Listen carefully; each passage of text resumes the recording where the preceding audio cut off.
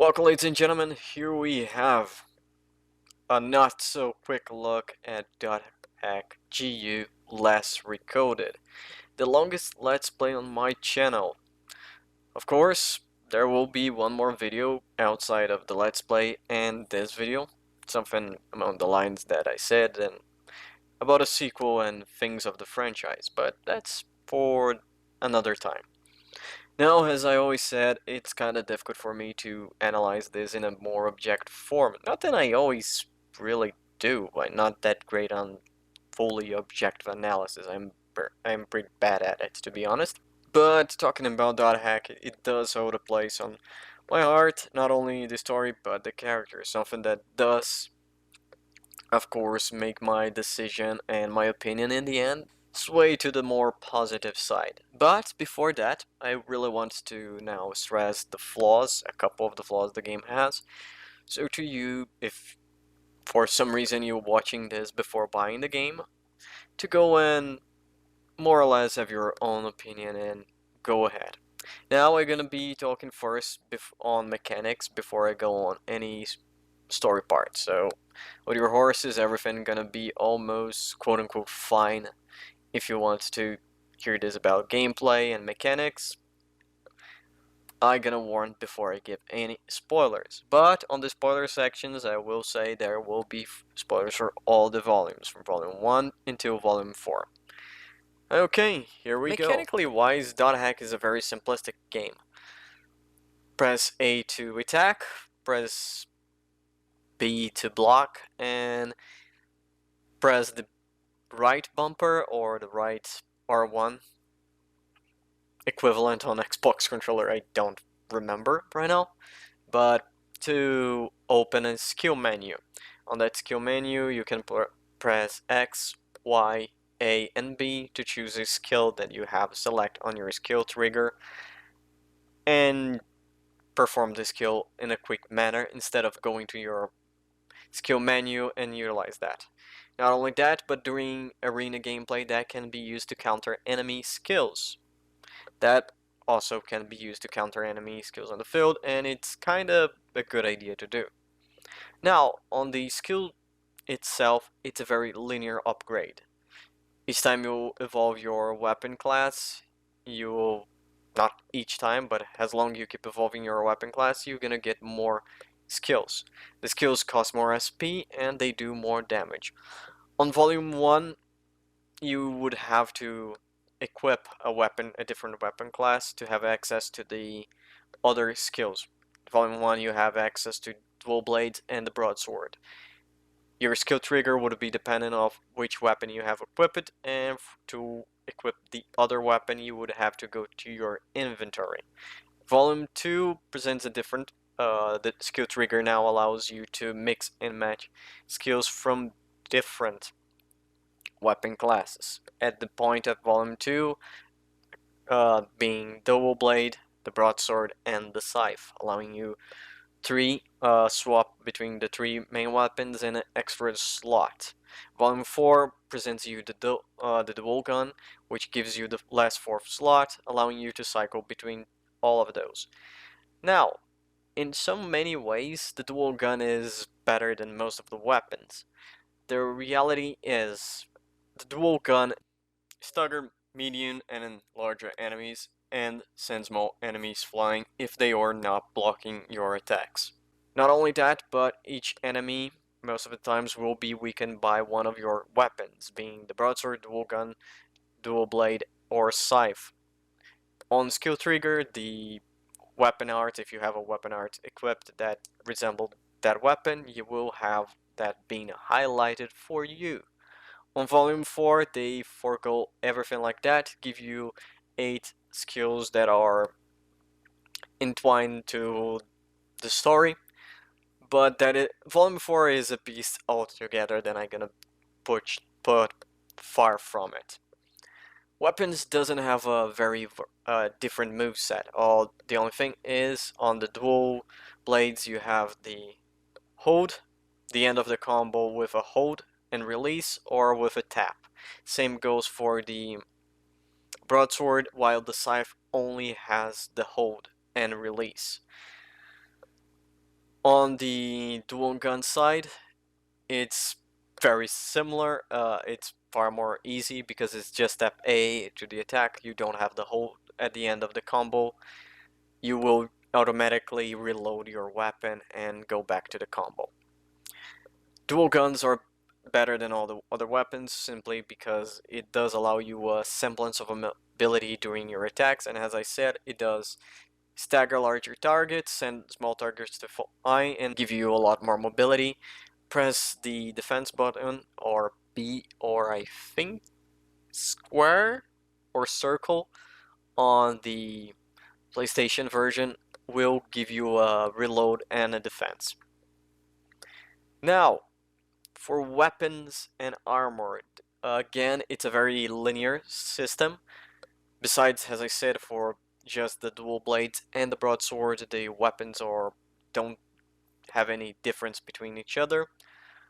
The only thing is, they have level gates, and you will have that gap between upgrades from each and every weapon.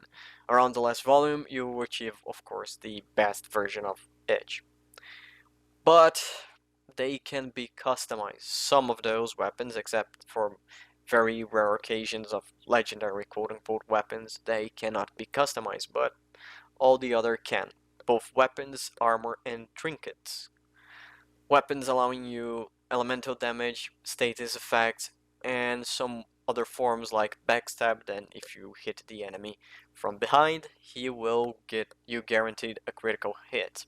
On your armor would be plus SP, plus HP, counter for some of the state's effects, and nullifying state's effects. Of course, there is a couple more exotic abilities than you can customize, but dependent if you find those, and some of those are, like I said, tie into the more legendary weapons.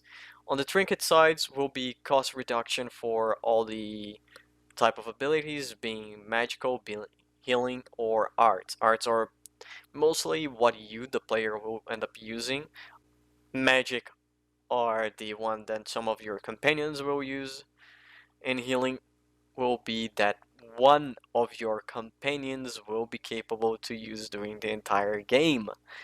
Until the end of Volume 3, you only have access to one healer in the entire party. The party to the end of the game, end of Volume 4, consists of 23 characters, only 2 of those being healers.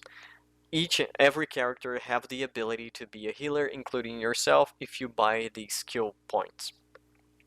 Items go along the way. You have items that do elemental damage, items that give you throw to the enemy state's effects, and you have items that cure state's effects, revive your allies, heal your allies, or give you back SP, besides the items that you use to customize each and every weapon.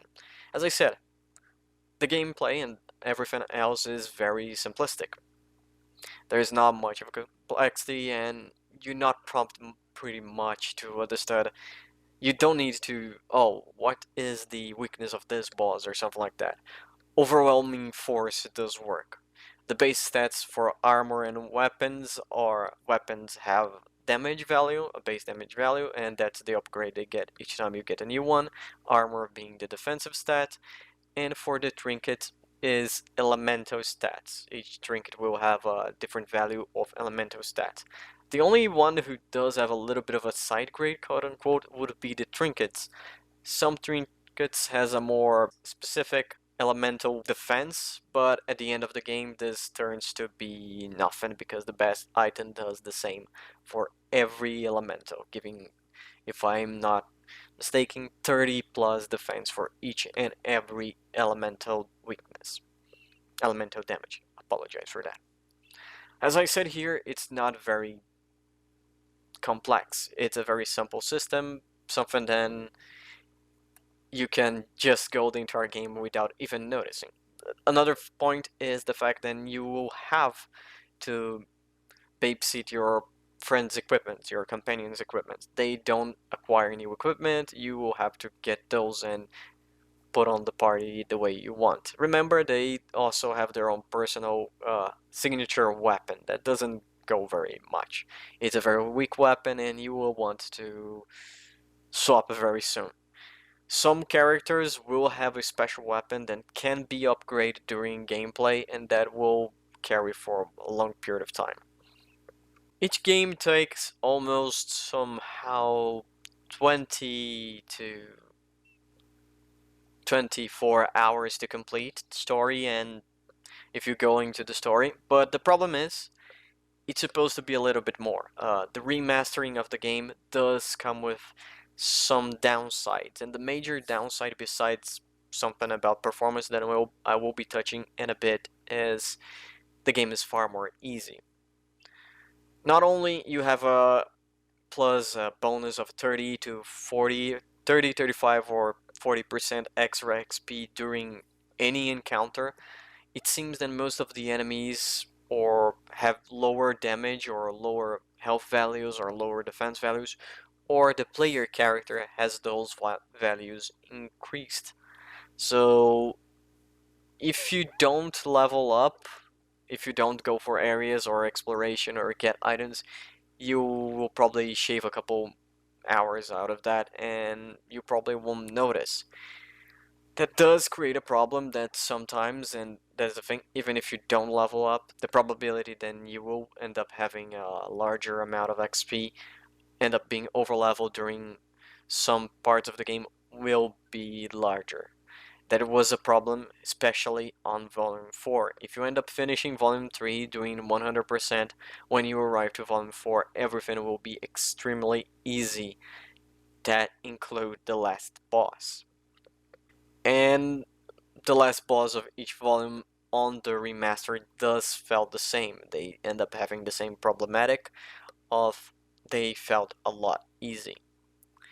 Of course, some many people will say then this is simply, well, we just want to see this storyline and make it easy to accommodate people doing that is enough, but let us remind the game does give you a quote-unquote story mode and really gives you the ability to one-hit KO everything in the game, allowing you just go from story point to story point without any other problem. One of the advantages of the last Recoded remaster is the fact that you have access to the terminal disk. It's something about to give lore and something that not many people would still have nowadays. It came with Volume 1 if I recall correctly.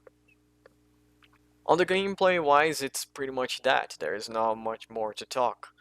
The simple fact is the first game does not handle very well the extra quests. The second enter game tries its best to place those with the story, integrate with the main story, those extra quests, so you don't have to wait or you don't need to go out of the way to do. The game will push for. I still believe then it's very problematic that there's no more interactions with the characters in game in the world outside of those quests, so sometimes you would want to do a quest with some different characters and the lack of extra flavor is a problem. But also let us remind then we have almost 20 we have almost 18 characters to interact during the entire game, so it may be a little bit difficult to juggle all those characters during the game. Now is when I'm gonna talk a little bit about performance, because two things. First, this game doesn't like to be recorded. Now, this is not gonna be a problem for anyone else, besides if you want to do a Let's Play or do something about it. Let me explain something. For some interesting reason, OBS thinks less recoded and all the 4 volumes and terminal disk are the same thing. But they aren't. Each one are their separate quote-unquote programming, and because of that, if you load the game itself before choosing a volume or terminal disk, OBS will just record that main screen, and when you go to the volume, will record a black screen. Now, it doesn't matter if you shut down OBS and reopen after, OBS will still be hooked to the main in-game, to the main application. The only way to solve that is simple. Don't run OBS first, run the game first, then run OBS, and you will have everything normal. a workaround that took me a while to understand how and why was that happening, but it worked, and here we have it. The second problem is during Volume 4, the cutscenes run like ass. They are in a far lower frame rate. It's not the entire cutscenes. It's more something along the lines the cutscenes when they transition from gameplay to cutscene. If you play those on your desktop, on the in-game desktop, you will have a more reasonable frame rate. Another problem that causes is the lip sync during the cutscenes being a lot off. The last problem on the performance wise is a stuttering line that I wasn't able to fix. No matter what the resolution of my PC, that thing's still there, and you're probably not gonna notice on the videos, but you're probably gonna notice if you play by yourself, and the game doesn't have that much graphical options. Now, we finish with all of it. And in some ways is very, besides the technical issues, I will say the overall, it's a very interesting game. Let me be honest, go for the story. If the story of a outside MMO that can interact with reality and does something for you, go on and take it a look. If not, I don't think the game is for you, and that's the thing. This game, for me, hooks a lot on nostalgia and the fact that those characters who I pass a long time with, I still have a place on my heart for more cliche or bullshit that this sound, I do. I enjoy each and every one of those characters. Now I am on spoiler territory, so if you don't want any spoilers, now is your chance to get out. Remember, if you want this game, if you never played this game before, if you're not for nostalgia's sake, like many people who did buy this game, you feel interest, you, for some reason, the shitty sales pitch that I did in the beginning hook you up, go and buy it and play the game. Right? Okay? If you're here, I think you're okay with spoilers. So yes, the Volume 4 does undo and burn everything after Volume 3 there was created. It does kind of retcon and somewhat fix the fact that, well, Haseo is not interacting more with the world. It does retcon and like allowing you a more liberty to decide which would be your quote-unquote right couple ending, not forcing you on the ending that you have on GU Volume 3 where Adelie and Haseo turn out to be a couple out of fucking nowhere. In my opinion. You may disagree. Hi, it's me from the future, the time where I'm editing this. I noticed that I bitch a lot about Adelie and Haseo as a couple at the end of Volume 3. And the only reason is because I don't like Adelie as a character.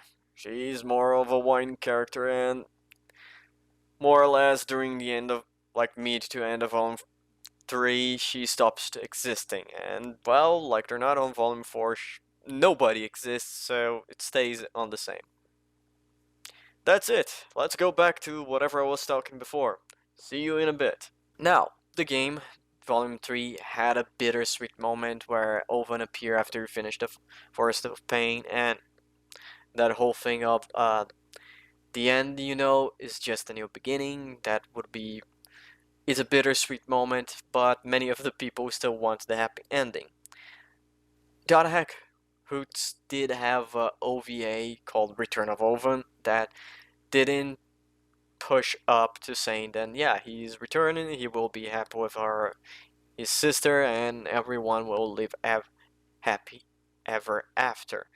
Now they just decide to put that in play and allow you one of the things that many people want, to have Owen in your party. The fucking problem is they didn't give you content to do that. You have 2 areas to do with Owen, none is very difficult, and you lack interaction with him outside of the normal. It's a lot strange. For example, most of the characters that, as I said, on Volume 1 to 3, you didn't have interactions in game. Some wouldn't not have, but you would have some emails that you could send him to talk. So you would have a little bit more interaction with the characters. Something then, because of the way the game is now was created, you can't do with Oven, which is very strange. I don't know why they didn't allow you to have access to your emails and allow you to send emails to Oven so you could. Not only that, but I found it interesting if they are doing the fun services route, why they didn't go like 100%. Most of the characters would already have their abilities and their AI would not be difficult. You would just need to place their models and give you the friend code. For example, the other two members of Moon 3, the Daihaku and Sirius, even Aina I think would be interesting to have, where you explore one area with Ovan and her. Now, allow me to put that in a sense. Not only that, but I'm very pissed off they didn't allow you to go to all the other lost grounds. Now, it's enough. Yes, it is. It is enough. It is a good send off. It's a good saying goodbye to all those characters, to all of the people that you enjoy, all of that. It's fun, and I can't say then I disagree, then I'm feel sad, and I can say then I want more. But the fact is, I want more since the end of Volume 3. But I think it's a good send-off. For in a focus on the storytelling, it's a good send-off. It's a good ending point for the game. Of course, there is still a lot of things that I would wish. There is a lot of things that I would prefer to have. But at last, this is what we got. .hack GU less Recode. It's good. It has its problems, as I said. It's far more easy. It's just there to tell the story, and I don't believe that this is a good entry point for new players of this, for people who coming to the franchise. I just hope then we may end up having a sequel one day. Now, ladies and gentlemen, that is it. This video is taking longer than I expect to record. A couple times of me trying to re-record it, and there will be probably some mistakes and some things that I'm gonna need to redo, but ladies and gentlemen, it was highly enjoyable to take this journey with you. And I have to say one thing, even if I was able to, you see, I was able to point out weakness and flaws of the game, remember, I still enjoy it. It's not a crime or a sin to point flaws about things that you enjoy. It makes you understand more why you enjoy those things, and if you give good criticism to the developer, to the writer, to whatever, they may be inclined to do better next time. I see a lot of the opposite happen. People defending the flaws as part of the quality of the storytelling. As long as we keep doing that, we'll lose good gameplay. We'll lose good soundtracks. We'll lose good gameplay. Yes, we need to criticize the developers, the writers, the sound artists, the musicians, in a more constructive manner, yes. But we cannot overlook mistakes and say they are merits of the storytelling, of the gameplay, or of the music. We have to say what they are. And don't fall for the, oh, embrace the changes, or if you, it's better have this than not having a game at all. You always should have better. If you are putting your money down the line, yeah, you deserve better. Now, ladies and gentlemen, that's gonna be it for now. See you on whatever it is that we're gonna have next time. Well, ladies and gentlemen, thank you for watching. This was the video. If you enjoyed, leave it a like. If you didn't, leave it a dislike. If you have anything to say, please leave a comment. And if you want to see what the hell is gonna be coming next on this mess, subscribe. And see you guys on the next episode.